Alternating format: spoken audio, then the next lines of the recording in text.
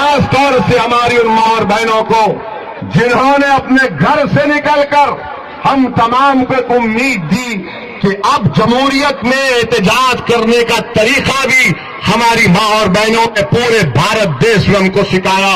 मैं उन सबको सलाम करता हूं।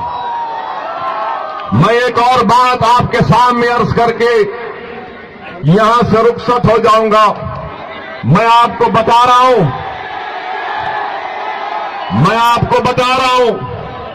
कि आज आपको डरने और घबराने की जरूरत नहीं है, हरगिज नहीं है। बीजेपी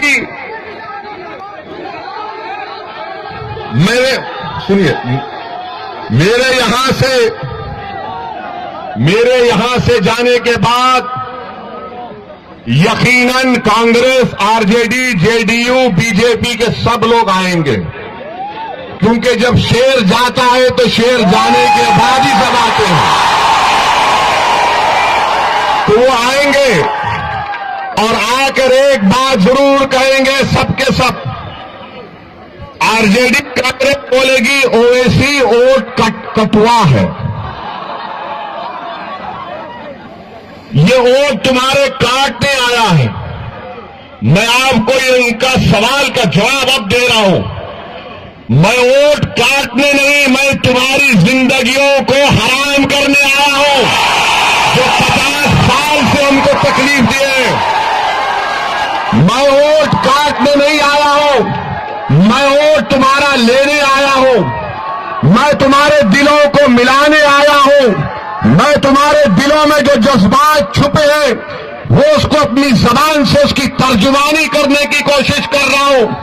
जो हमारी मां और बहनों की आंखों में अपनी औलाद के ख्वाब छुपे हैं, उन ख्वाबों को पूरा करने की हम कोशिश कर रहे हैं।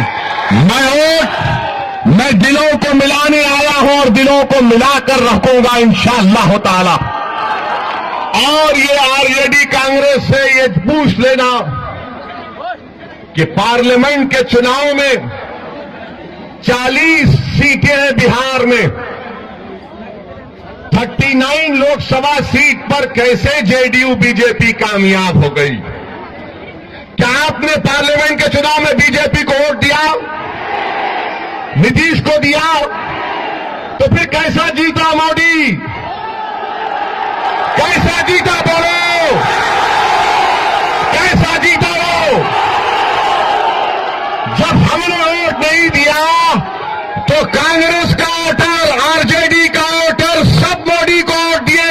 अब ओवैसी तुम्हारे सामने आकर भीख मांग रहा है, एक मर्तबा अपनी जमात का साथ दे दो, अपने इत्तेहाद का सबूत दो।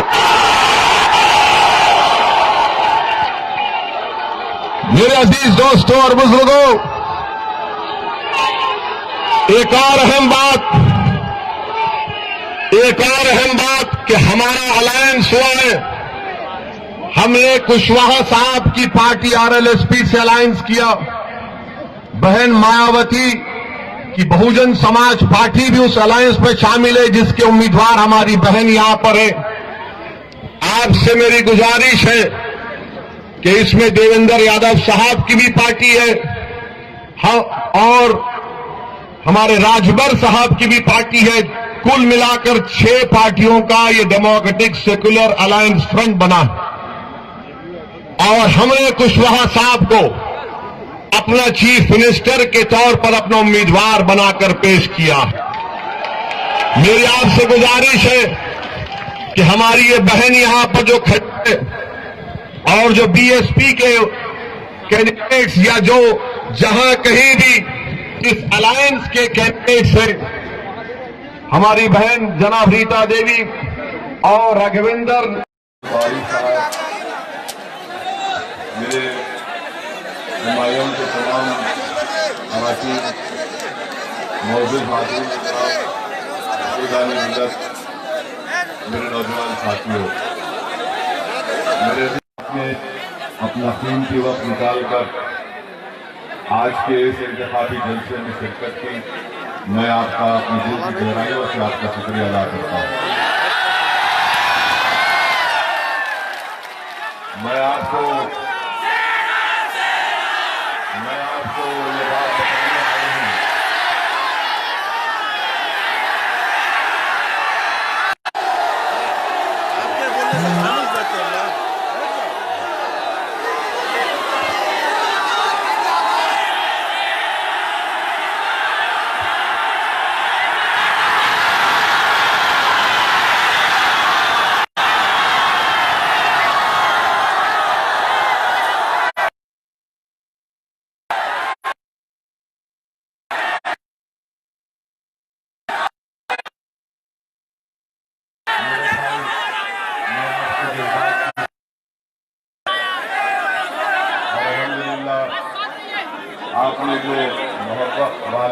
मोहब्बत से हमारा इस्तेमाल किया। मैं आपकी इस मोहब्बत का जिंदगी भर मखरूज रहूंगा। मैं आपसे तो यहाँ पर कोई आवाम से बात नहीं करेगा, रुक जाइए, हम आपको बात करें। मेरे अजीज दोस्तों और बुजुर्गों, ये बड़ी अफसोस की बात है कि हमारी जमहूरियत में हमेशा सेकुलरिज्म को जिंदा रखने की जिम्मेदारी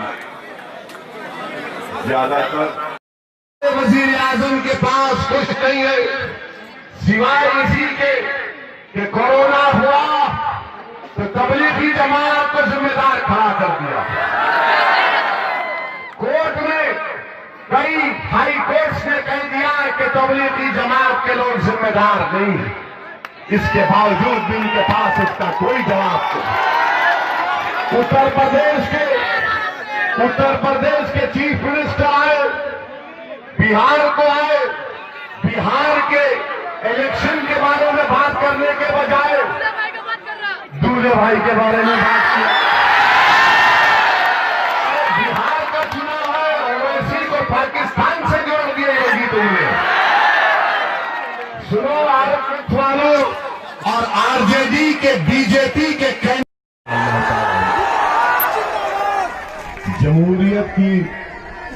जमहूरियत की खूबसूरती यह है कि अवाम ताकतवर होती है और हर सियासी पार्टी अवाम का मोहताज होता है। मगर यहां पर उल्टा खेल हो रहा है, यहां पर उल्टा खेल हो रहा है और हर सियासी पार्टी ये समझ रही है कि अक़लियतें कहां जाएंगी हमको छोड़कर। अक़लियतें हमारे मोहताज हैं, अक़लियत हमारे घर के गुलाम हैं, हमारे घर के नौकर हैं। अक़लियतों की जान और उनकी इबादत गाहों की हिफाजत कौन करेगा अगर तुम हमको वोट नहीं दोगे। मैं आपको बड़े साफ और वाज़ेह अल्फाज में कह रहा हूं कि जिस किसी ने हमको पिछले 50 साल से कहा कि तुम्हारी जान की हिफाजत, तुम्हारी इबादत गाह की हिफाजत, तुम्हारे कल मीम न्यूज वेब की ताज़ा तरीन खबरों के लिए लाइक करें, सब्सक्राइब करें हमारा यूट्यूब चैनल।